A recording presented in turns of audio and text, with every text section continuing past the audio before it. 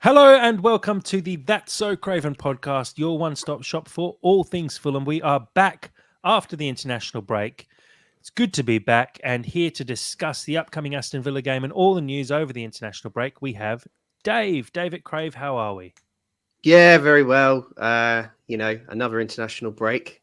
So really excited to get back into, the Premier League this weekend. Aston Villa at home. Looking forward to going down to Craven Cottage and just be interesting to see who's available because there's been, lots going on during this international break and a few little injury concerns. So yeah, looking forward to getting into it.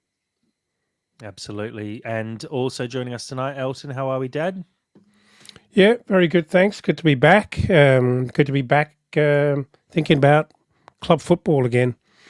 And I don't even remind me how many weeks it is to our next international break. I don't want to know. I just want to pretend that it's going to be a long time. No, I'm looking forward to it.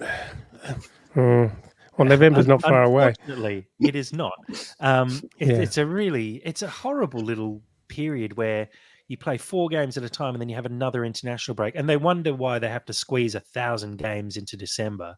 It's because they keep playing international football. We've got the game against Villa on the 19th, Everton on the 27th, Brentford on the 5th of November, Palace on the 9th of November, and then another international break. Ridiculous. And then in December, we play 7 or 8 games in about 5 weeks. It's, absurd. But it's good to be back. Like you said, this international break actually feels like it went a little bit quicker than the last couple, which is kind of nice, I guess. But maybe that's because we came off the back of a really good result against Man City and we're, not sitting in the international break with our brains churning, thinking, geez, what's coming next? How are we going to get past this? How's Marco going to change things for the next game? We ended the last couple of weeks, actually quite positive. So, well, let's slide into it. And before we do, as always, we'll just mention the Discord. Do check out our Twitter profile. You'll find all our links there. You can join the Fulham Discord, a really good place to chat all things Fulham at all times. A little bit easier to decipher than Twitter at times, and having some great people in there like Cottage Tactico, Fulham Fan News, giving loads of inside info, which is always good to see. We really appreciate all the support from our content creators there and also from all the people in the community. So please do join up to the Discord. But guys, Dave, I'll throw to you. It's been a couple of weeks, obviously, since the Man City game, but how are we feeling now? We've had a bit of time to digest it all and, had an international break to sit back and think over where Fulham are placed so far this season. Well, yeah, the Man City game, I was quite disappointed after that, given the chances that we've had to come away with nothing and just that horrible record of, what's it now, 17 games on the trot we've lost to them. It's terrible. Even with a great side like Man City, you'd think we'd sneak a draw in somewhere. Actually, now I've settled on it. I feel, positive that, we went there and we competed. We created really good chances. We had a system that appeared to work. And I'm feeling positive now ahead of the weekend. I think it has been a good start to the season. Obviously, we're in the top half. We've won 3 games. That's been great. And we want that now to continue. I'm just hoping there hasn't been too much disruption over this international break with all various shenanigans that have gone on with the Nigerian guys over in Libya with, reported injuries, Lukic being the obvious concern. But we also know Joachim Andersen pulled out the international break as well before. So that's a little bit of a worry. Hopefully he'll be all right, but you just don't know until we've heard Marco's team talk, which I presume will be tomorrow or Friday. So, yeah, lots of questions. Want to pick up where we left off and, keep this positive start going. Yeah, Dad, Fulham sitting currently 8th in the table. Like I sort of said, it's been a really good start to the season, and coming off that Man City game was just a really nice way to go into an international break. Well, I'm not sure if I entirely agree with you because everything Dave said there was really probably emphasizing how we actually started getting a bit of momentum we actually ended that game, whilst we came away from Manchester with no points at all. It was an impressive performance. We did really well. And I think this break has come at a terrible time for us. We just started getting a bit of momentum. And I don't think we needed the break. We needed to keep going. So with that in mind, and then you go and get, you know, the the Nigerian boys probably sleeping on the floor one night this week. Sasa Lukic having a bit of a rough time. It's not ideal. I mean, obviously everyone else is in the same spot where the you have to sort of take whatever comes your way via an international break. So it's not like we're somehow unfairly dealt with, but it's just not ideal. Just not ideal at all. And fingers crossed, we're in good shape for the weekend. Well, a question then, because saying it's not ideal, which the point is fair, I think, but would you rather go into an international break off the back of a loss and try and regroup and spend that time regrouping, or would you rather go in off the back of a good performance and have morale kind of high, even though all your players then disappear for a couple of weeks? What's actually a better situation to be in going into a break? Well, the Man City game is an unusual one because it's Man City and it's that sort of shot at the title. It's a shot of recognition, if you like, and whilst we would normally measure, a result by whether we got points or not, Man City's different, and I think to front up away and actually do a good job and leave them scrambling and wasting time to get the game over the line, I think that the squad comes away with a very, very good feeling. So I think it's a bit different. If we were on the ropes, losing games we shouldn't have been losing, losing at home to Everton or to Wolves or something like that, and we'd had 2 or 3 games like that, you'd be wishing and praying for a break to regroup. But again, these international breaks are funny things. You haven't got your whole squad together, and quite potentially the key players who you want to re-energize and kind of be part of that rebuilding aren't there at all. So it's a tricky time. It's a tricky time. It's just part of football. It's something you have to put up with. And as Dave sort of mentioned at the start, and I'll throw to you on this, Dave, it's been a tricky little international break for Fulham. Like you said, the Nigerian players in Iwobi and Bassi were kind of held hostage in a sense in a Libyan airport. We lost Lukic through injury. Anderson withdrew beforehand. But on the flip side, there were actually some very good performances from kind of fringe players, if you will, for Fulham. Not saying that Jimenez is a fringe player as such, but Jimenez against the USA with a goal and an assist, a very impressive goal and assist for both of those from a free kick and a really, hard fought assist in that game. You got Harry Wilson scoring 3 goals across a couple of games as well. Like Sander Berger, I think, had more tackles than any other player in their game as well. Like it's actually been an international break full of ups and downs for Fulham. Yeah, there has been some good performances. You're right to point that out. I think the Raul Jimenez and Andreas and Anthony Robinson. I think the only concern is that they've only played a matter of hours ago. They've now got to get back here and will have very little time to prepare for the game. But the performances that they've put in for their international sides has been really impressive, and we've seen some. We've woken up to some really great goals this morning from Andreas and Raul, which has been really good. On Raul, I just think I'm starting to notice a real kind of similarity between him and Muniz when, it came to about February last year, Muniz got the shot and started scoring, and very slowly everyone started, getting more and more convinced that he was the man, and, he'd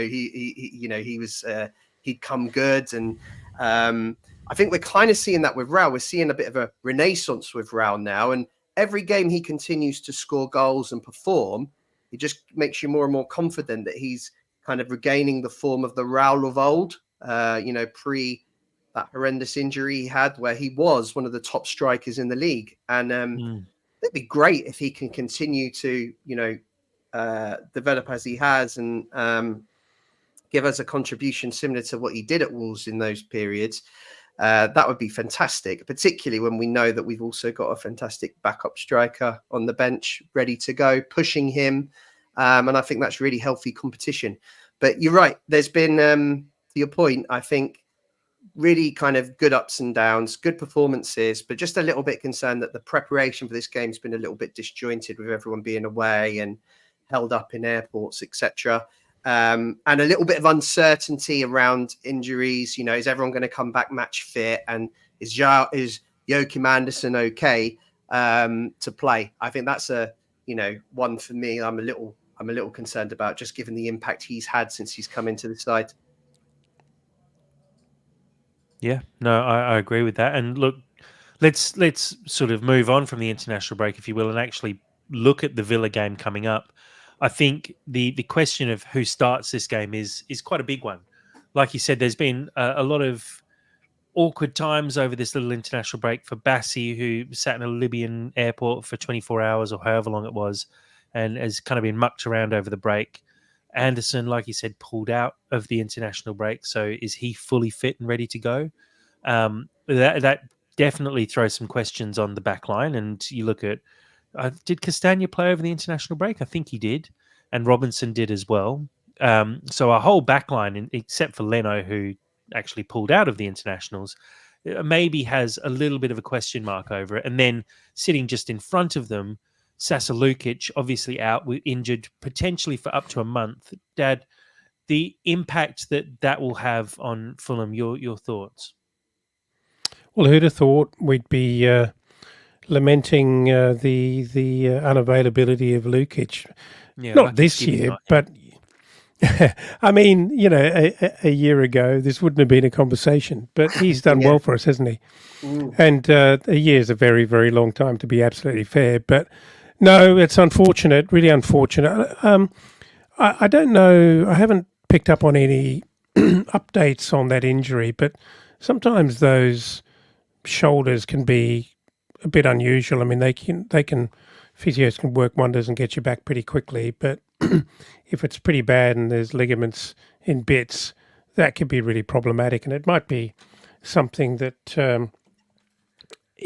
could potentially be a bit long running and causing problems throughout the year, which would be of concern. Because look, he's been surprisingly good, and everyone else around him has actually had more question marks. AP obviously hasn't been a wonderful partner for him. Berger's still a little bit of an unknown quantity in terms of how he works and where he best lives in the Fulham midfield. But we're about to find out, because even if Andres Pereira is in an iron lung, he's on the team sheet on Saturday. Make no bones about it.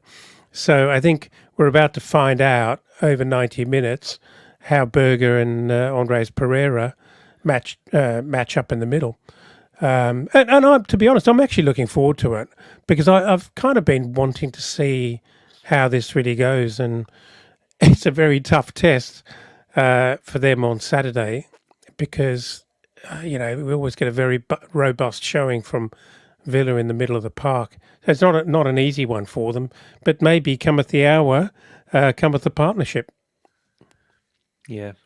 Dave, I'll pose a question to you, and it's been talked about a lot on the Discord, talked about on Twitter a lot. Sasa Lukic obviously has been probably our player of the season. We signed Sander Berger as a 6. So realistically, it's a pretty simple swap. But there's been a lot of people coming forward with suggestions on how Marco might potentially change things up. There's some suggestions of, Issa Diop playing at CDM, which to me just is baffling. With Harry Wilson in good form, maybe there's the potential for him to slide in somewhere and a bit of a reshuffle and a rejig. Do you think it's a pretty simple one and Berger just comes in and we play in the same way? Or do you think there's the potential for Marco to try something different here? No, I think it's a relatively simple one. I think Sander Berge will come in for Lukic, and that's the good thing about that number 6 position. We've got like 2 strong candidates for that position, and they can also play together like they did at Man City previous week. We were a little bit more defensive for that game with ESR out the team and Berger coming in to partner Lukic. I don't think we'll do that again for Villa. I think we'll go back to how we have been lining up prior. So I'd expect to see him alongside Andreas and ESR come back into the side. Otherwise, I don't see too much change, just because Marco seems to trust that system and is trying to, make sure it develops correctly over a period of games. I think the reason there's been a lot of talk is because I think there's some questions, amongst the fan base, if the midfield balance is quite right and if we've got it quite right. And, is Pereira playing deeper the answer? And there's a lot of kind of different opinions on that. And but for now, I think Marco will stick with the tried and trusted and just make a simple change. And that's how we'll start on Saturday. I mean, you can see the vision. You can see the vision. Some of us can, David. You can see the vision of Andreas Pereira in the 8. He's creative, and there are moments when he shows you how effective and how high impact he can be from that position. It just hasn't worked yet. I'd fancy a 6'3" version of Harrison Reed in this one, actually. Do you know what? It's an interesting point, though, because I think personally, I think we are missing, a proper number 8. Okay, I'm not sure Pereira is the right fit for that. I just think in that deeper role, he's not very press resistant. He when he's put under pressure on the ball, he tends to give it away, and that's a bit of an issue.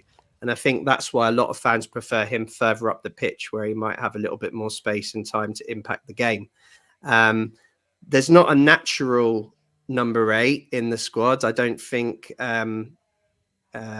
we have someone ideal for that role, and it's certainly something long term I'd like to see us address, particularly when you think, this could be Tom Kearney's last year. Could it be Harrison Reed's last year if he doesn't get the game time he wants? So I'd like to see us bring in someone in that role, and I think until then we might do a bit of chopping and changing until we get the balance right. But in the short term, I think Marco will stick with what he started with this season, particularly due to the injury to Lukic. He won't want to make too many changes and really unsettle the squad. So, but it's a good point. I think it's certainly causing a lot of kind of debate amongst the fan base for sure. As Jim on our live stream has sort of mentioned, Andreas, their game finished 12 hours ago, so he's got to get back to London from South America. It's going to take him, or let's say he's possibly landing about now. So what is it, Wednesday afternoon? You got Thursday, Friday to recover and get a training session in before Saturday's game. With the fact that Marco rested Smith Rowe for the Man City game, do you think there's the potential with someone like Harry Wilson, for example, who did have a very good international break and is obviously finding a bit of form, and Reece Nelson, who was very impressive as well and has been impressive every time he's come on? Do you think there's the potential for Pereira to potentially be rested for this game, and maybe we see something like Iwobi drop into the 8 and Pereira played left wing for Brazil, so could easily play out wide for them, or Smith Rowe slip out wide, Nelson slip out wide? Like, is there any potential for a little bit of chopping and changing to address the international break and the sort of fatigue that comes with that? There is in our pub chat, but not a chance in the world. No, not a chance in the world that Pereira gets rested this Saturday, in my view, against Villa. He's a very fit boy. I'll give him that. So his recovery is likely to be very, very good. I mean, it's not easy doing a long haul flight there and back in a very short period of time with a a big game in between. But he's a bit younger than me, and I reckon he'll be okay. Harry Wilson, I've heard all the chat, and I get it technically that he's doing really well for Wales, but it's not exactly the highest class of opposition that he's doing it against. Interestingly, for Wales, though, Harry Wilson was actually playing centrally, from what I believe, in a sort of 8 or 10 role. So it actually leans more towards potentially Marco giving him a run when you've got players who might not be 100%. I just think that Harry Wilson, I think Marco has obviously always used him as a winger. I think he'll probably be aware that Wales are playing him centrally, and he's doing incredibly well there. He's like their main man now, albeit against lesser opposition. But I think he's quite far down the pecking order in the Fulham team to get a run out in that role, and there'd need to be some injuries. And out wide, he just hasn't taken his opportunities to really force his way back into the side and in the wide position. So I think I'd like to see Harry in the middle given an opportunity, but I just think he's so far down the pecking order, I don't think I'll ever see it. And I think that's the issue. Reece Nelson certainly is knocking on the door, and it's great that we've got these options. But as I say, I just don't, and that's why we all hypothesize about all the things that we could do. But I think we all know Marco, and we know he doesn't like to make too many changes, and hence why we don't really expect there to be many on Saturday. But I mean, seriously, Smith Rowe, he's just not going to get. He's not going to get past any of those guys. And I can't remember when Harry Wilson was used at Fulham. In the 10. It'd need to be a Carabao I don't think Cup he ever has been. A Carabao Cup competition that we're not in for him to, with injuries, by the way, before he'd get a go. I agree. Yeah, look, that's fair. I'm more playing devil's advocate to see what options we have, because the kind of nice thing is we can actually have these conversations. I think last season you look at it and go, we don't really have that many options, and actually we end up shoehorning players into positions. And I'd say last season we'd be going, maybe Harry could play centrally, and now we're going, is Harry actually pushing centrally? Because I think he could push for a position out wide and centrally now. It feels like a really good position to be in, where you've got competition throughout the squad. And on top of that, when you've got someone like Lukic, who's been our best player this season, arguably, out injured, the fact that we've got a quality backup to come straight into the team in Sander Berge it just streaks away from where we were a couple of years ago, where you're hoping you don't have injuries or suspensions, because those actually kind of ruin a little part of your season. We've actually been very lucky, to be honest, over the last couple of years with our injuries, not so much with our suspensions with Polina in the team, but in terms of injuries, we haven't had any major ones. And this is probably our first real test since Polina being suspended on the regular, where we actually need to see how Fulham can bounce back after having a couple of players out and maybe a few players not at 100%. Marco just doesn't do last minute, chaotic, sort of almost crazy creative things. So he has to be in the swim lane for the role as a winger.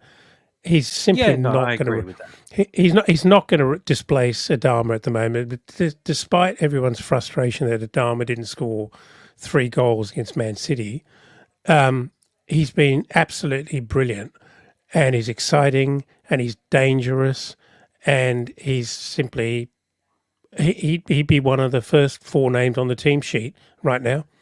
I do think the one thing that sits in the back of my mind, though, is when we talked about the Man City game, we were certain that Marco would go with the same lineup, and he dropped arguably our most talented player in Smith Rowe.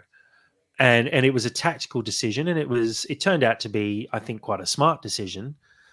Maybe Smith Rowe coming off the bench, he maybe hoped would have been more impactful late in the game, but it turned out to be a good decision, I think. And it showed a different side of Marco that we kind of haven't seen maybe since the championship, where he was willing to take a few little risks and try something to tactically get one up on his opposition manager. And maybe there's a thinking going into a Villa game where they're missing some players like McGinn and Onana, that if we do something different centrally, where the game will most likely be won in the midfield, we might be able to get one up on Villa and catch them unawares in that first half, I guess, where they don't have time to properly adapt.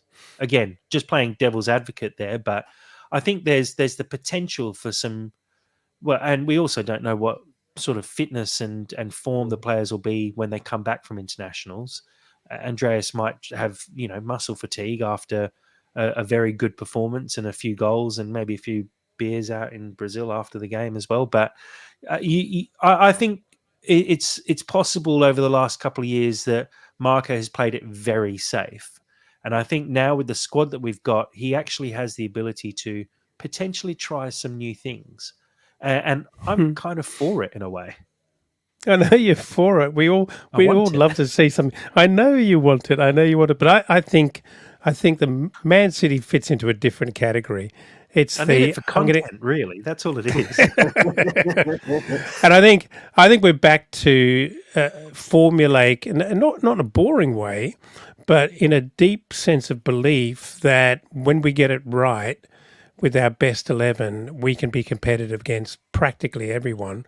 And I think Villa is that kind of game where he thinks that this is a very good team, but I don't want to shuffle the pack here. I just want us to have our best chance with our best team, with our best formation of actually outplaying them.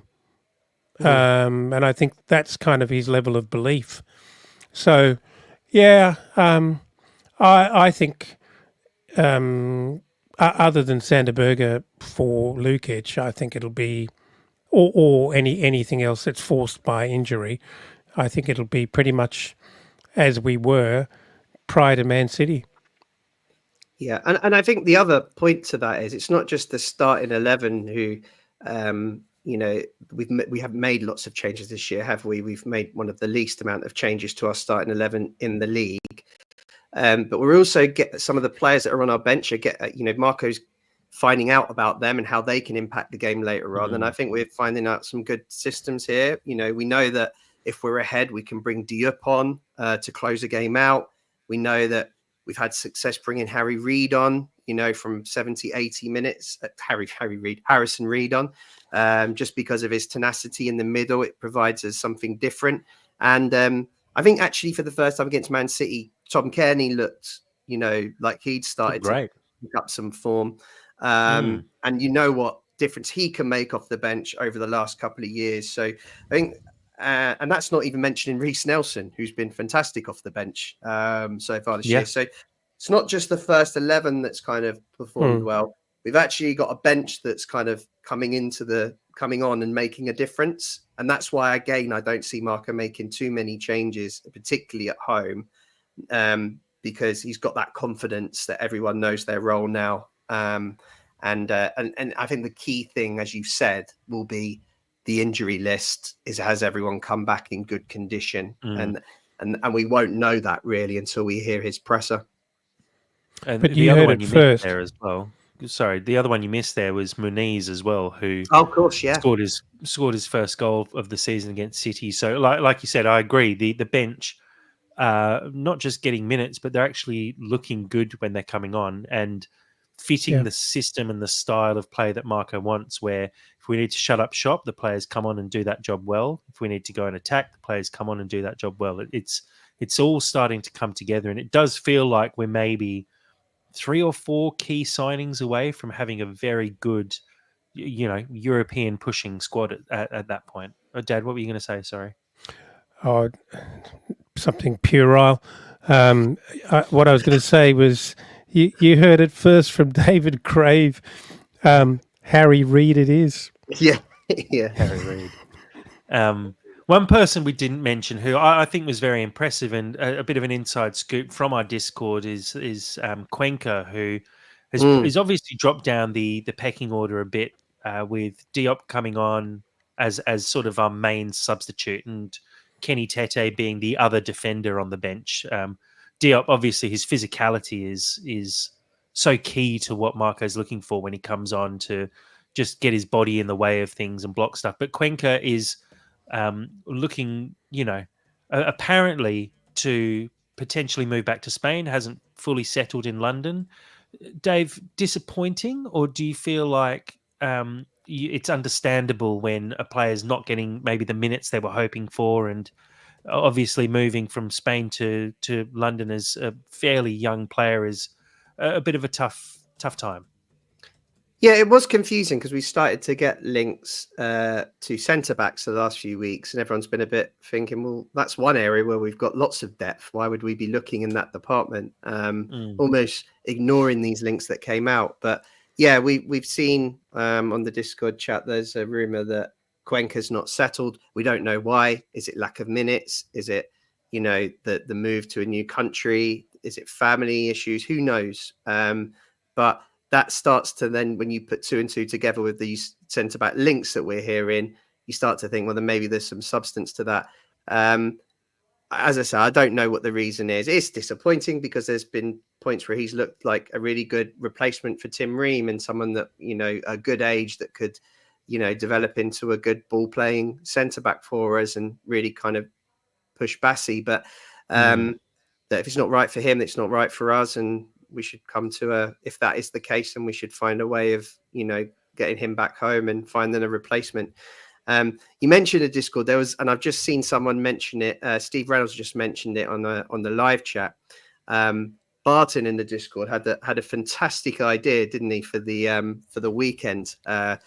Was we all know that Sasa Lukic is on 4 yellow cards and one more gets him a ban, and it would be quite typical for him to come back from injury and pick up that booking straight away and miss up another game. The suggestion was perhaps that we put him on the bench, get him to have a go at the ref and pick up a yellow and serve that red card while he's I love it. While he's injured. I love it. It was a fantastic idea. If they're brave enough to do it, I'd be all for it. But it's well. What the real problem would be? He would abuse the ref a little bit too much and get a straight red and get a 3-match ban, and then still have that yellow sitting over his head and get another ban on top of it.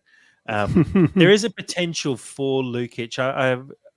We don't have a huge amount of info about his injury yet, but my understanding is he's done something to his shoulder.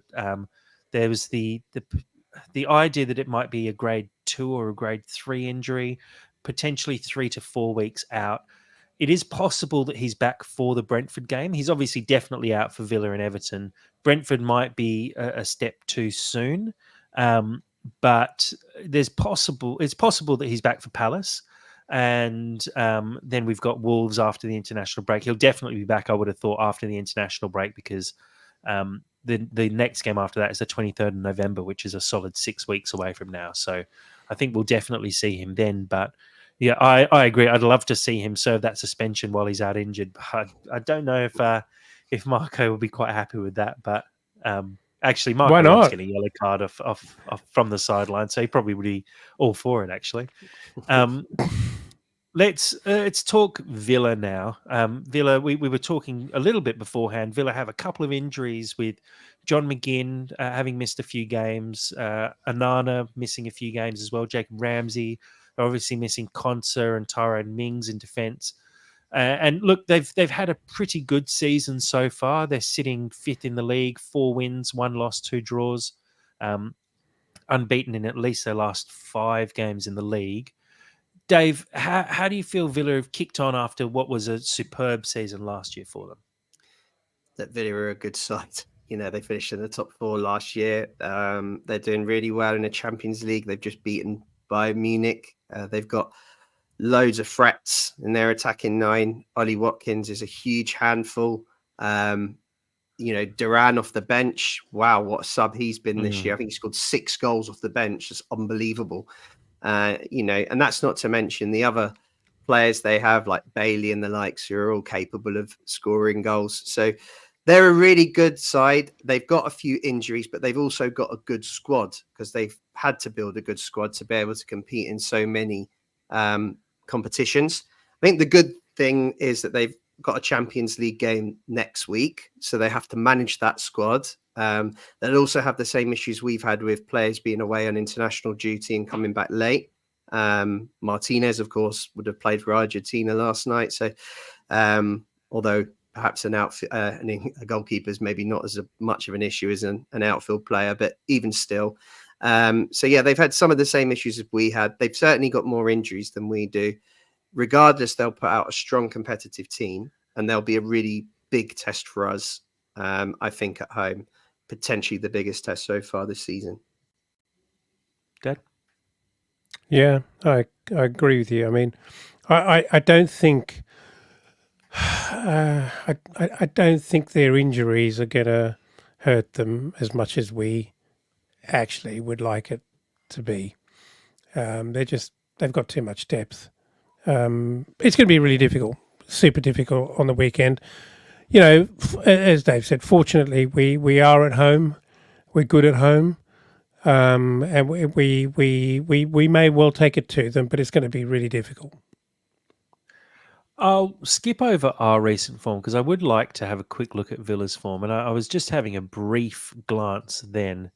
In the league, Villa's last 4 games, a 3-1 win against Wolves, a 2-2 draw with Ipswich, a 0-0 draw with Man United. In fact, I'll look at their last... I'll just focus on just the league games. So going backwards, their most recent game is a 0-0 draw with Man United, a 2-2 draw with Ipswich, a 3-1 win against Wolves, a 3-2 win against Villa, and a 2-1 win against Leicester. Now, before that run of 5 games, they'd won 1 game and lost 1 game.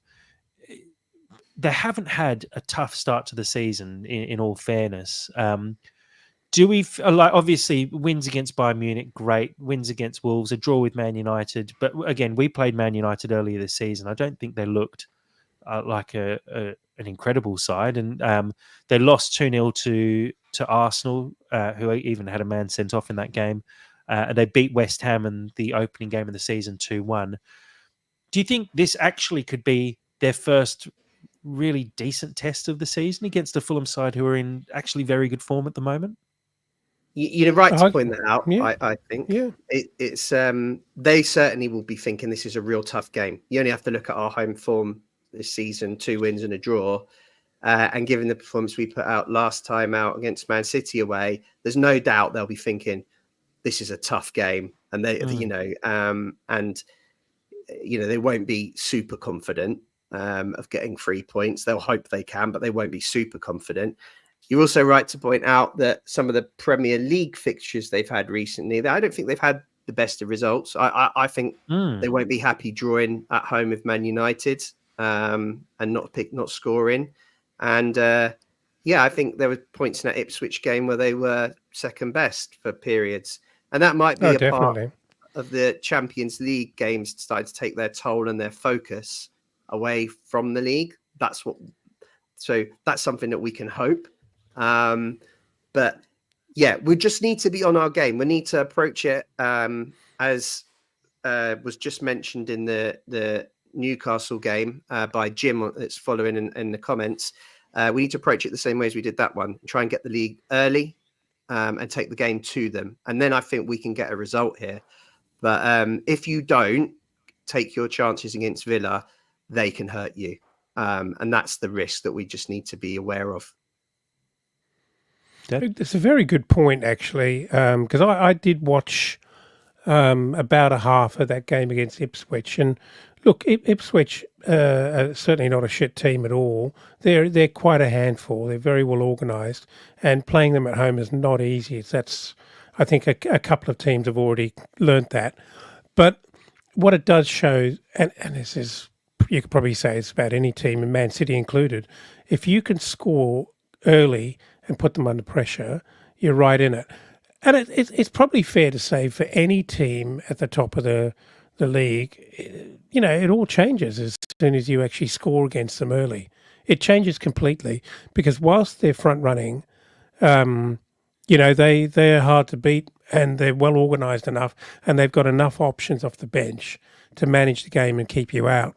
But if you score against them early, you introduce a bit of chaos. And if we can nick a goal in the first 20 minutes, Oh, that'd be really exciting. Yeah. Yeah, You look, could say I agree. you could say that. You could put that on repeat, couldn't you? Really? Yeah, you could every game. Yeah, I'm pretty sure we say Yeah. that every single game, but that's Yeah. it's true. Yeah. If you look at Villa, and like we've sort of touched on, they've had it's probably one of the easiest starts of the season of any of the teams in the league. Really, when you look at it, you look at playing Wolves, Ipswich, Leicester, Man United, West Ham. These aren't high flying teams at the moment. Um, they've conceded 9 goals from their 7 games and scored 12. Fulham, in contrast, have conceded 8 goals and scored 10.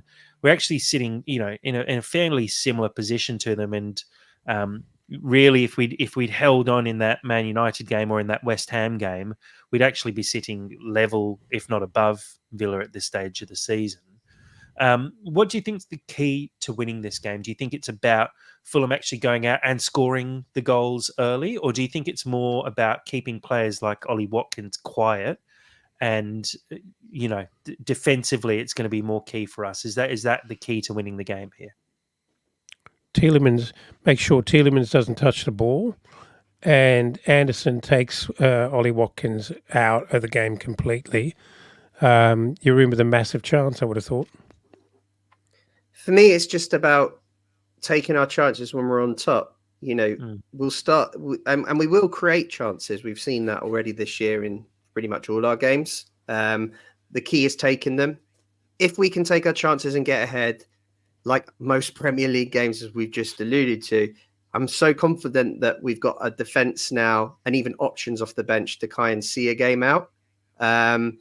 I know we've had blips this year at Old Trafford and West Ham, but I think the team has learned from that, and Marco's learned from that, and I think we've got the person now to keep them quiet, but we need to be we need to have something to protect, and I think if we don't take our chances, there's every chance that players of the quality of Ollie Watkins and Leon Bailey and Duran can spoil the day for us. So, yeah, we want to get the first goal. We want to be positive. And if we can do that, then I think we've got every chance of winning the game. Yeah, I think taking chances is the key point there. And it was our downfall in the Man City game where we just weren't clinical. And if we'd put away a couple of those chances, I think it would have been a very different result. And I agree, we really need to make sure that we do put those games to bed early doors. If we get those chances, we need to finish them. If we do, and we get a 1, maybe even a 2-goal lead against Villa, I feel like they're a good side, but they're not the same quality as Man City. And we played so well against Man City and kept them out for such a long period of time, and stayed in the game for the whole game. I feel like there's an opportunity here for us to spring a bit of a surprise on Villa almost. Dad, I'll throw to you. Give us your prediction for the game. Oh, I'm going to be optimistic here. I'm going to say 2-1 Fulham. Love it. Dave? I'm going to echo Elton. That's just as I was about to say the exact same thing. I have a feeling we might get a result. I think we might win 2-1. You know what's really shit is I was also going to say 2-1 Fulham. Purely because I feel like there are goals in this one. I don't see it being a 1-0 when you've got players like you mentioned, Watkins, Duran off the bench, Leon Bailey, Tielemans. They've got the quality to score a goal against us, and I think we're going to really struggle to keep them out. But I feel like the way we attack at the moment and the way we move the ball when we're going forward is just beautiful to watch, and we've got goals in us at the moment. If you create that many chances against Man City, you're going to create that many chances against other teams you play against. So yeah, hey Jack, one thing I think it's really important to reiterate, and I know you guys mentioned it earlier. You can't underestimate the importance of Raul scoring in the international break. That's very, very good for us. I mean, his form's been good, and he's a real confidence player, and he'll be buzzing and be, when he is really busy and maybe trying some crazy shit on, but really busy and hungry for a goal, he's very dangerous. So that's a very, very good thing for us at the moment. Yeah, no, I agree with that. Before we move on and sort of finish up on Villa, a quick question from Steve on the live stream here on YouTube. We've created nothing from set pieces. Is it time to employ a set piece coach? We have a set piece coach, I'm pretty sure.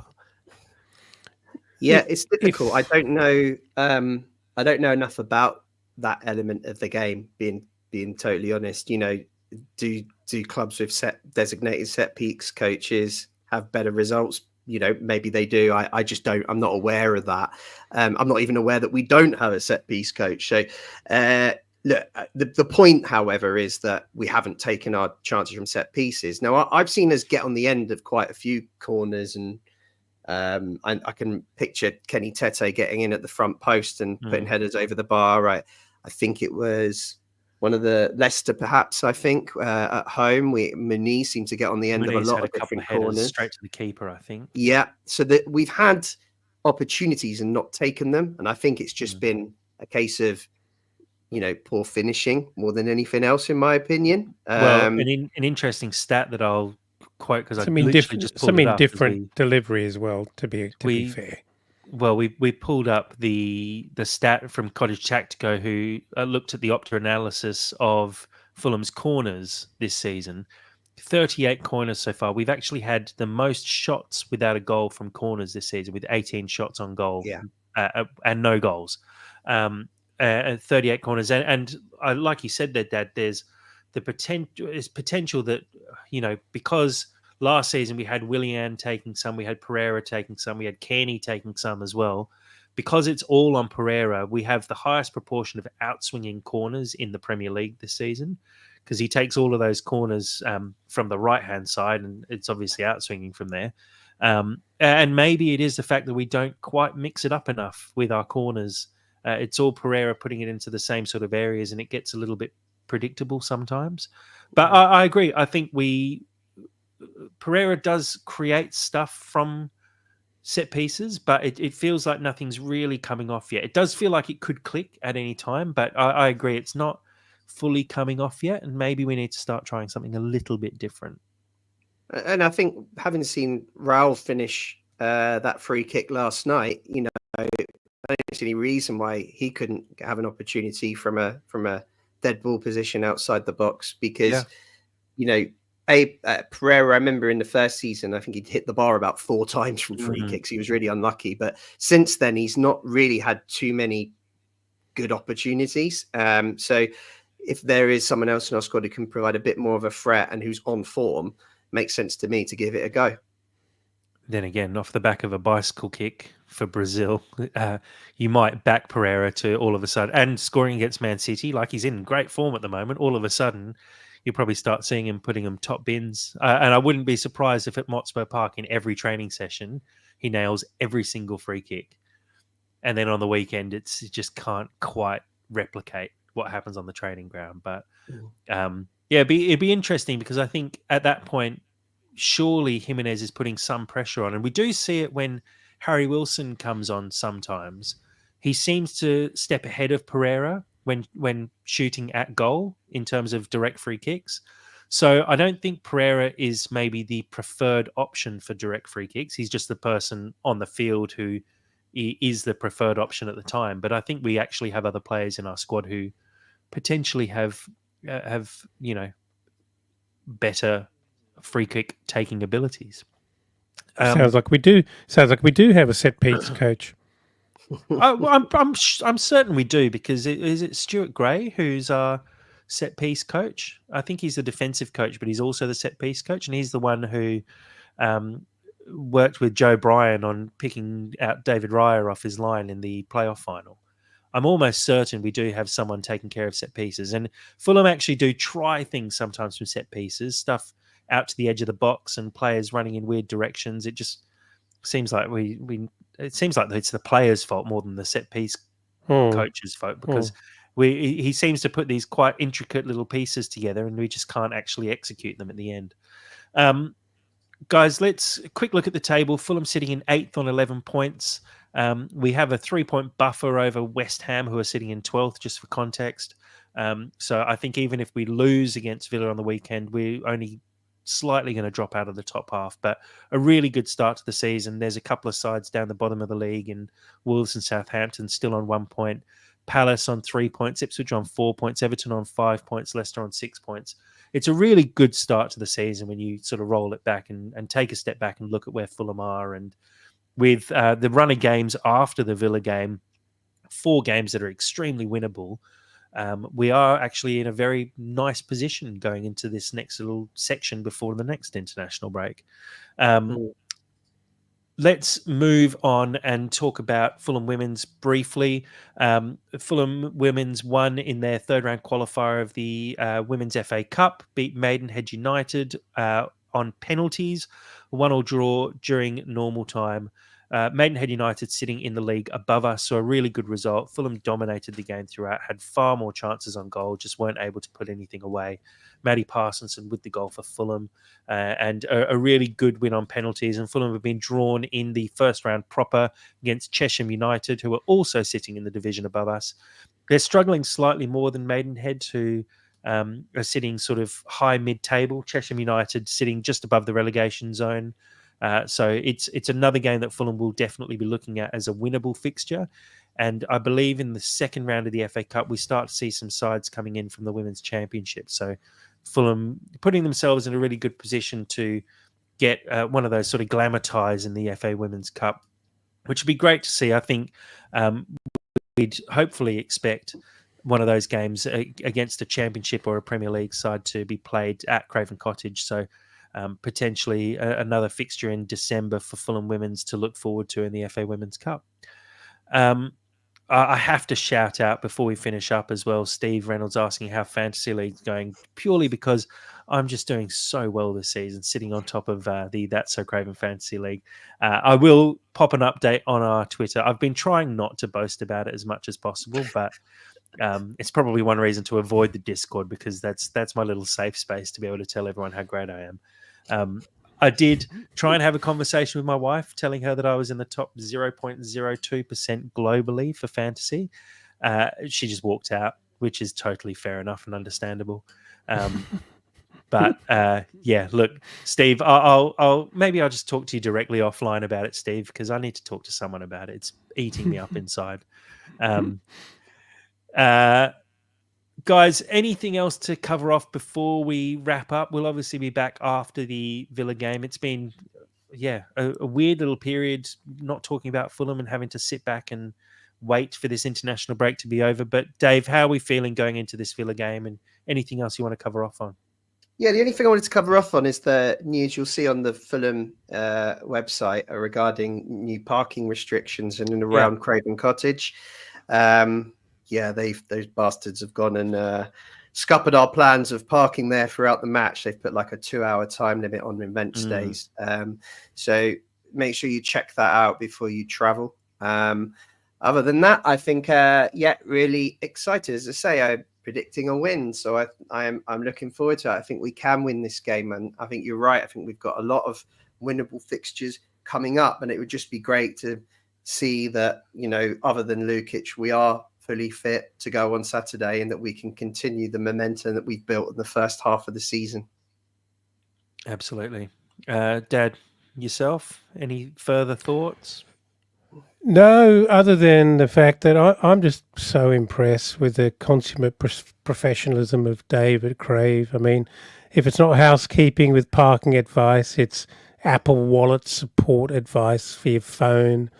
He's probably got a couple of tips on where you can get 50p beers at the ground on the way. I don't know. I'm making it up now. Dave is subsidising the £1 beers. I'm loving it. Yeah, only because all of these things affect me. So that's good. why they're in my brain. I understand. Yeah. Well, one thing that I will mention, which will affect a few people, is I don't know if you guys saw, I think you shared it with us, Dave, but the number of fixture changes that Fulham have had through the December and January period, I think. A lot of games being shifted. There's some very weird ones as well. Man United on a Sunday at 7 p.m. A lot of 2 p.m. Sunday kickoffs now as well. but we'll. I think we've already shared it on our Twitter. If we haven't, we definitely will. But do keep an eye out on those fixture changes, because there have been, I think it's 6 or maybe 7 fixtures that have been changed over the next couple of months. So a big shift in your calendars if you've already put those in. I've already seen a few people saying they had people coming over for games and they're now missing them because they've been shifted to ridiculous times and days. So yeah, we will share that on our Twitter, but it's definitely something to remain aware of. Guys, thank you again for joining tonight. Thank you, as always, to everyone who's joined on our live stream. We really appreciate all the input that you guys have. Please do join the Discord. The kind of chat that we have on the live stream is exactly the kind of stuff we see on the Discord regularly, and it's really just a great place to be. It's kind of like the forums of old, where you're able to talk all things Fulham, and it's a really good place with good people. So please do check out the links that you can find everywhere, that all of our links are. Mainly Twitter is probably the best spot to find it. Dave, thank you very much for joining us today. Yeah, thanks, Jack. Thanks for having me. And come on, you Whites, let's do the business on Saturday. Yes, boy. And Dad, thanks for joining. Thank you. Looking forward to it. Thanks for having me. Thank you again, everyone. And as always, come on, you Whites.